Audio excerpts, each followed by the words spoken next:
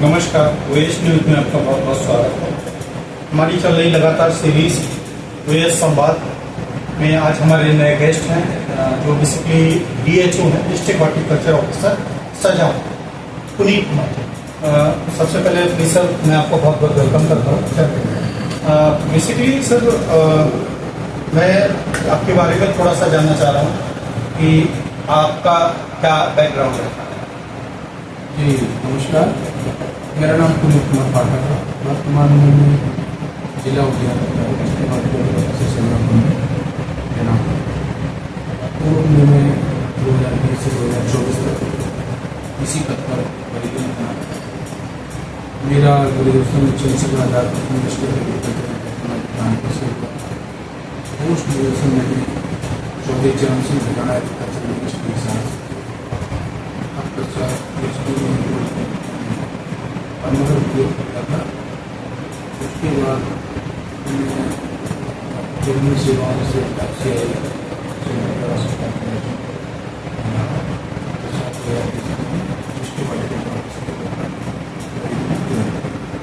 तो बेसिकली अपने बरेली में जाते हैं। जी अच्छा, तो हॉर्टिकल्चर में जाने का चुनने का हॉर्टिकल्चर डिपार्टमेंट में जाना है, वो कहाँ से प्रेरणा आपको मिली?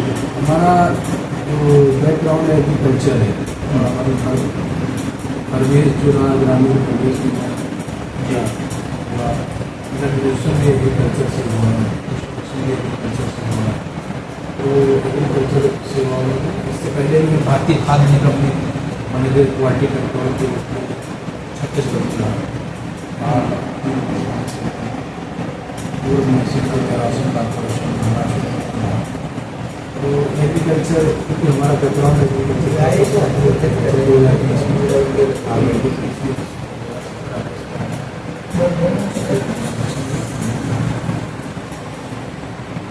अच्छा, अगर मैं आपके जीवन के बारे में जानना चाहूँ तो सबसे कठिन दौर जो रहा है वो क्या कौन सा रहा है सर आपका? जीवन में सबसे कठिन दौर 2015 का जो मेरी PhD मैंने गवर्नमेंट किया कराया था करना था। उससे हमारे पिताजी के प्रश्नों से हुआ।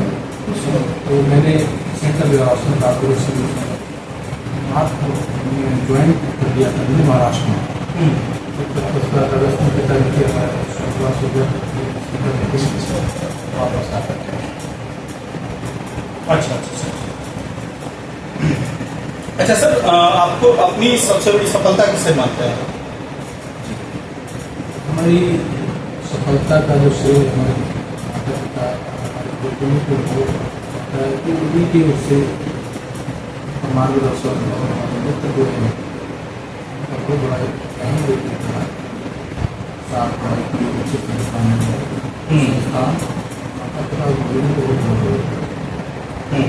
तो बेसिकली आप माता पिता और गुरुजनों को इसी में परिणाम में देते हैं। बहुत अच्छा है। अच्छा सर, जैसे आप क्योंकि अच्छे रीडर रहे होंगे, अदरवाइज यहाँ कब तक पहुँचना उसके लिए आपकी सबसे पसंदीदा किताब कौन सी रही है? मैं किताबों की बात करूँ, मैं लगभग मार्च 2015 में नौकरी में आ गया था। तो एक ही उद्देश्य रहता था उस समय अपना कि एक परिवेश से ग्रामीण परिवेश से निकल कर गया तो अपना सिलेबस हमने अपने सब्जेक्ट को ही फोकस किया हमेशा। और उसका परिणाम मेरा बैकग्राउंड एग्रोनॉमी था। तो मैं all India ICAR JRF junior research fellowship का एग्जाम करा था। उसमें मुझे पूरे देश में 16वां स्थान प्राप्त करा था। प्रदेश में मेरा पहला स्थान था। और मैं इधर बाहर ज़्यादा ना पढ़ के अपने सिलेबस की जगह तो उसका परिणाम मिला। इससे पूर्व मेरा चयन सहायक प्रोफेसर सहायक जाते assistant professor Chaudhary Singh college Machra मेरे में हुआ, जो उत्तर प्रदेश जो उसका शिक्षा सेवा आयोग है उसके द्वारा ड्यूटी रैंक प्राप्त हुई मेरा चयन असिस्टेंट प्रोफेसर। अच्छा, बहुत अच्छी बात है। अच्छा, एक अगर स्टूडेंट के तौर पर हम समझना चाहें आपसे तो बेसिकली स्टूडेंट में क्या होता है कि एग्जाम के टाइम पे या किसी समय पर तनाव बहुत ज़्यादा होता है। तनाव को कंट्रोल करने के लिए आप क्या टैक्टिक यूज करते हैं? तनाव को, अगर किसी भी छात्र को तनाव को कंट्रोल करना तो नियमित पढ़ाई करते हैं। ये नहीं एग्जाम के टाइम भी आप पढ़ रहे हैं फिर तनावग्रस्त हो गए, जो भी आपको सिलेबस मिला हुआ चाहे सेमेस्टर एग्जाम हो चाहे, अगर आपने सिलेबस को टेस्ट के द्वारा अच्छे से पढ़ते हैं तो अच्छे से पढ़ाई करना, जो भी आपको पढ़ाई करेंगे उनको शायद करने इतना नियमित अभ्यास है, नियमित पढ़ाई करें, शॉर्ट तो किसी तरह से जमाना पड़ेगा, आप आराम से भी उसको कोई बिल्कुल सर। अच्छा सर, जैसे आप किसको अपना रोल मॉडल मानते हैं? पर्सनल लाइफ में माता पिता ने आपने बता दिया, तो वो मैं नहीं पूछूंगा। बेसिकली प्रोफेशनल लाइफ की अगर मैं बात करूँ तो प्रोफेशनल लाइफ में आपका रोल मॉडल कौन है? प्रोफेशनल लाइफ में मैं आपको बताऊँ, इससे पहले तो देखिए मैं जो मेरा सपना था किसी भी टाइम हम उसी दशा में जारी रहते, उसी दिशा में हमने अपना जूनियर GRF भी हमारा हो गया, नेट भी हो गया, SRF भी हो गया, उसी दिशा में जा रहे थे।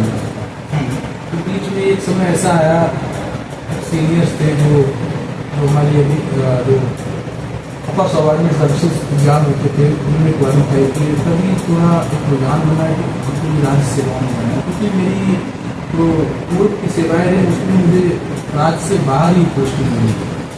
एक रहता है अपने राज्य में सेवा करने का, तो अपने राज्य में सेवा करने के लिए मैंने जो हमारा अपर सबऑर्डिनेट सर्विसेज एग्जाम को दिया और 16 में मुझे सरकार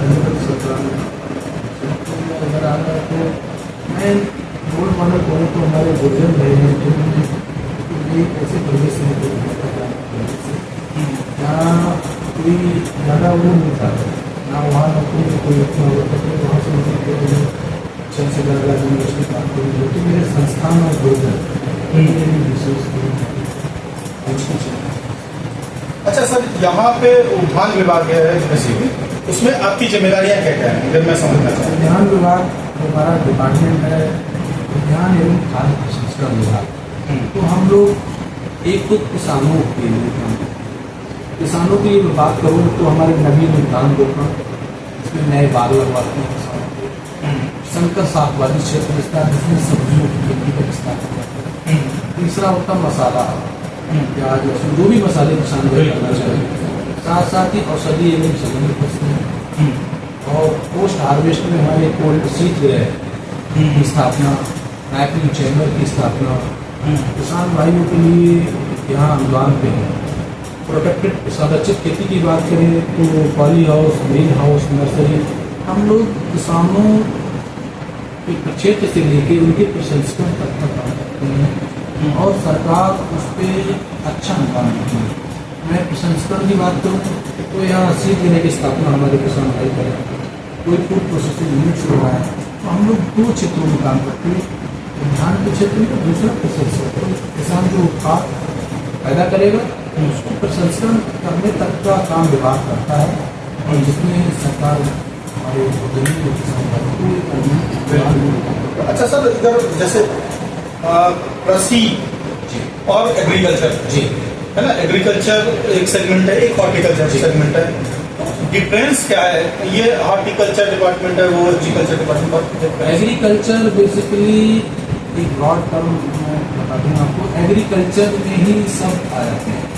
हम लोग एक एग्रीकल्चर के साथ हैं, जैसे उद्यान हो गया, फिशरी हो गया, ये सब एक शाखा है। मगर उद्यान एग्रीकल्चर में वो लोग हमारी जो खाद्यान्न फसलें हैं उन पर काम करते हैं। एग्रीकल्चर डिपार्टमेंट का काम है खाद्यान्न फसलें, भूमि और प्लांट प्रोडक्शन, 3 सेगमेंट पे वो लोग काम करते हैं। भूमि सुधार भी उनके पास रहता है। हमारे पास उद्यान के पास फल, सब्जियाँ, औषधि फसलें, संरक्षित खेती और शीतगृह, ये सब हमारे पास। हम लोग फल मोटा मोटा कहें फल, सब्जियाँ और खाद्य प्रसंस्करण भी उद्यान विभाग के होता है। बाकी खाद्यान्न फसलों, प्लांट प्रोडक्शन, भूमि सुधार, भूमि संरक्षण, ये सब कार्य एग्रीकल्चर क्या है? अच्छा, तो बेसिकली एग्रीकल्चर का ही पार्ट ही है। जी। अच्छा, अच्छा, इन जो आपके जिला है सर, इसमें मुख्य कौन कौन सी योजनाएं अभी जो चल रही हैं? अगर आप हमारे शाहजहाँपुर जनपद में उद्यान की बात करूँ तो इसको बागवानी विकास मिशन योजना संचालित है, जो अभी अप्रैल 2025 से लागू हुई। तो इसमें हमारे किसान भाई नवीन उद्यान रोपण, मसाला संरक्षण खेती, packing chamber, pack house, cold storage, ये सभी जितना किसान भाई कर सकते हैं वो सभी मशरूम सभी योजनाएं इस हमारे बागवानी विकास में किसान भाई जो कुछ करना चाहे सभी कंपोनेंट शामिल हैं। तो इसमें सरकार किसान भाइयों को एक अच्छा अनुदान भी देती है। अगर हम बात करें पॉली हाउस की, तो पॉली हाउस में किसान भाइयों को 50% की मांग सरकार उपलब्ध करा रही है। मशरूम कल्टीवेशन करना चाहे वो अस्थायी ढांचा हो चाहे स्थायी ढांचा हो, उस पर अस्थायी जो मशरूम कल्टीवेशन करते हैं उस पर 50% और हमारे एयर कंडीशन अगर किसान भाई को लगाना चाहेगा तो 40% मांग उपलब्ध है। साथ साथ में नए बाग, सब्जियाँ, मसाले, औषधि और सब्जी फसलें भी सब शामिल हैं। स्टोरेज के लिए जो बनाए जाते हैं store multi godown right. Godown हमारे यहाँ जो एग्रीकल्चर अलग एग्रीकल्चर इंफ्रास्ट्रक्चर है, उसके तहत आप गोडाउन सुविधा और हमारे पूरा ये जो MID की स्कीम है पूरी production to logistic storage processing सभी को शामिल है। कोई कंपोनेंट नहीं छोड़ा। भारत सरकार ने जो रिवाइज स्कीम दी इसमें सभी कंपोनेंट हो गए हैं।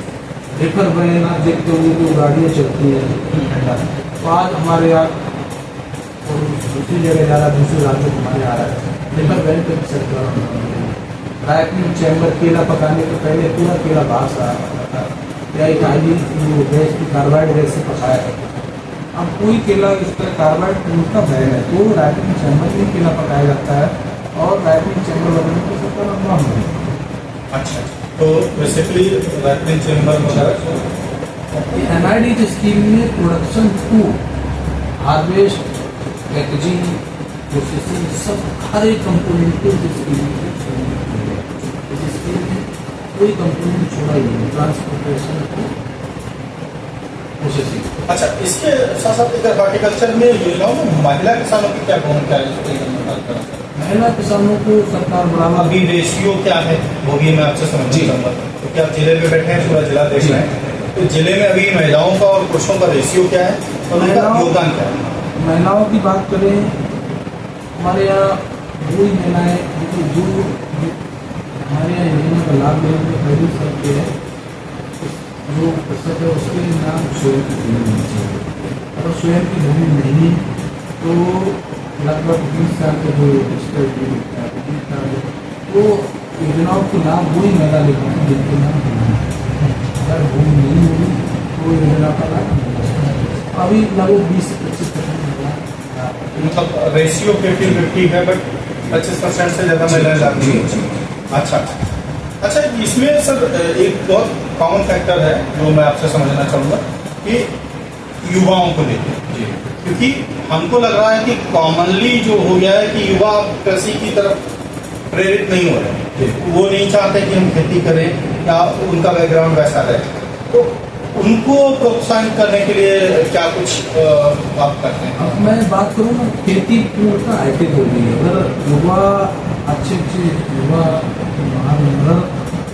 अब बात करूँ पॉली हाउस की, पॉली हाउस में भी 2 तरह पॉली हाउस होते हैं, नेचुरली वेंटिलेटेड होता है, उसमें किसी एक ऑटोमेशन के होते हैं, तो पूरा साइंटिफिकली और टेक्निकली साउंड पर्सन ही उस चीज़ को संचालित कर सकते हैं।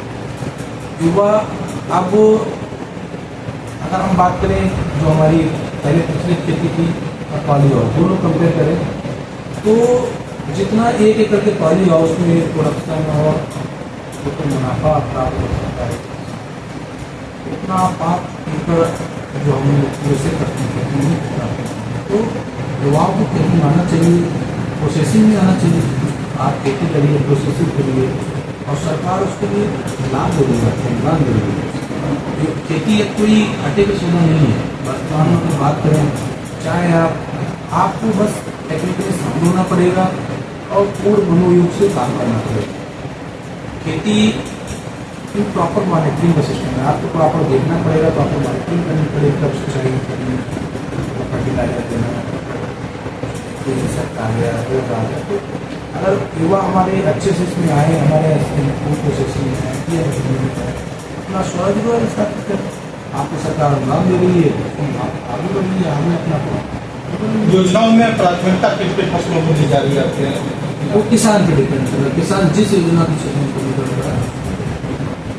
भ्रष्टाचार और बिचौलिया जो है उनकी समस्या है क्या? किसी तरह कोई समस्या नहीं, मैंने बताया किसान में सीधे आधार कार्ड है, आपको जमीन किसी तरह कोई समस्या का सामना किसी ग्रामीण स्तर पर जागरूकता की कमी होती है, तो वो अब कहीं ना कहीं आपको लग रहा है कंट्रोल कर दिया? अगर जो जुड़े हुए लोग हैं विभागों से, ये उद्यान विभाग में अन्य विभाग, जो लोग जागरूक हैं वो हर जगह जुड़े हुए, चाहे वो कलान ले लें, चाहे मिर्जापुर ले लें, आप चाहे सुबह फिलहाल कटा ले लें, जो किसान जुड़ा हुआ है वो योजनाओं का लाभ ले रहा है, उसको समझता है। और आजकल हर जगह लगभग ग्राम चौपाल वहाँ सभी अधिकारी जगह ग्राम चौपाल का आयोजन हर प्रत्येक शुक्रवार को होता है।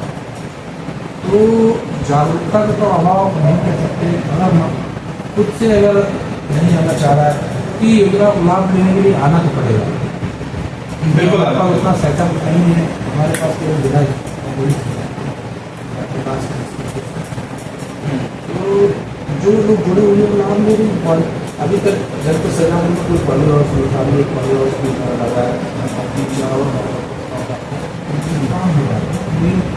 देखिए आय बढ़ानी, आपको अपनी जीविका को अच्छे चलाना है, आपको आमदनी अच्छी करने के आपको किसानों ने ड्रिप इरिगेशन को अपनाया, आपको लगता है? लगभग कितने किसानों ने अपनाया? तो बागवानी फसलें हैं उनमें किसान भी अच्छे से चला रहे हैं। गन्ना के अभी हम लोग ड्रिप की बात करें तो मॉडल के रूप में हम लोग गन्ना शोध संस्थान भी इसमें लगवा रहे हैं। हमारी जितनी सोसाइटी है जो हमारी गन्ना सोसाइटी है सबके लगभग चेयरमैन और जो गन्ना में कुछ चीज उनसे वो लोग मॉडल के रूप में किसान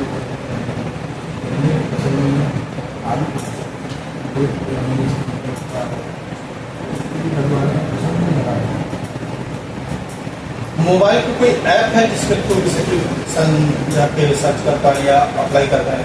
इसकी वेबसाइट है, मैं बता देता हूँ dbt.uk-horticulture, चाहे मोबाइल से आप सिंपली ओपन करेंगे आराम से वैज्ञानिक सलाह जो पहुंचाई जाती है, जैसे कि अगर कोई प्रॉब्लम आ रही है किसान को या कोई रोग लग रहा है तो वैज्ञानिक सलाह पहुंचाने के लिए कोई हमारे पास वैज्ञानिक सलाह के लिए हमारे पास कृषि विज्ञान केंद्र है जो किसी किसान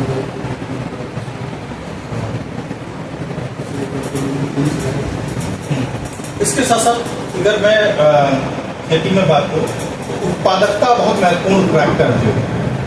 क्या उत्पादकता बढ़ी है हॉर्टिकल्चर आने से, और उसका रेशियो क्या है, थोड़ा सा समझना चाहता हूँ। उत्पादकता देखिए किसी भी फसल की या क्षेत्र की अगर अच्छी क्वालिटी के टाइमिंग सोइंग और प्रॉपर कल्चरल केमिकल जो भी महत्वपूर्ण है, अगर किसी फसल का उत्पादकता कई फैक्टरों से प्रभावित होती है तो उत्पादकता बढ़ाने के लिए प्रथम हमारा फैक्टर बीज रहता है।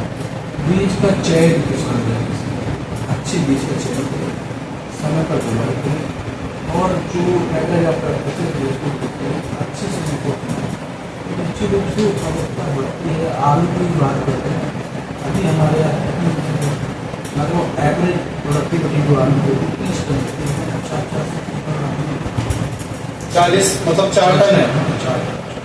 अच्छा, मतलब 40 टन 40 टन 30 टन है, इससे 40 टन है तो अच्छा, तो काफी फिर तो बढ़ रहा है। आलू का क्षेत्र भी बढ़ रहा है, प्रोसेसर भी कई अच्छी कंपनियाँ आपको आपके अनुसार अब जो है आपके लक्ष्य नए क्या है, सबसे पहली चीज, और हॉर्टिकल्चर का भविष्य आप किस तरीके से देखते हैं, दोनों से बताएं। देखिए आय को बढ़ाने में किसान भाई नियमित आय चाह रहे हैं और सुरक्षित आय चाह रहे हैं, तो हॉर्टिकल्चर एक ऐसा जरिया है जिससे उनकी अच्छी रहता है, चाहे वो बाग लगाना, चाहे सब्जियों की खेती करनी, आप आए तो वो मुश्किल हार्टिकल्चर ये ऐसा है कि छोटे किसान से लेकर बड़े किसान अच्छी आय है। आप कोई नया फल लगाए, अभी हमारे नए लोगों को हमारे पास माला को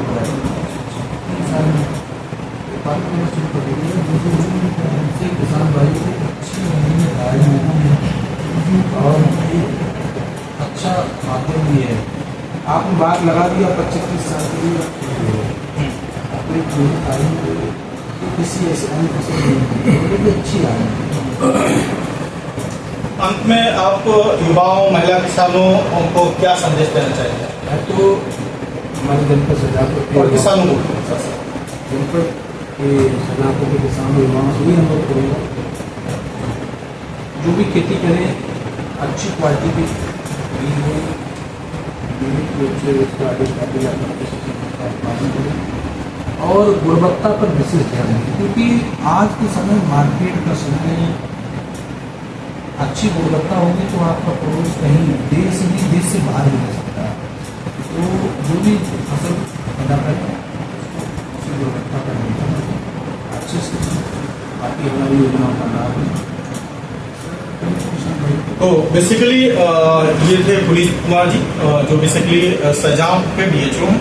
इन्होंने आपको बहुत महत्वपूर्ण जानकारी दी है और आप इनको फॉलो करें और बेसिकली आप सारी योजनाओं का लाभ ले सकते हैं। यदि आप किसी भी योजना का लाभ लेना चाहते हैं जो हार्टिकल्चर डिपार्टमेंट से रिलेटेड है तो आप सीधे भी कांटेक्ट कर सकते हैं। बहुत बहुत धन्यवाद।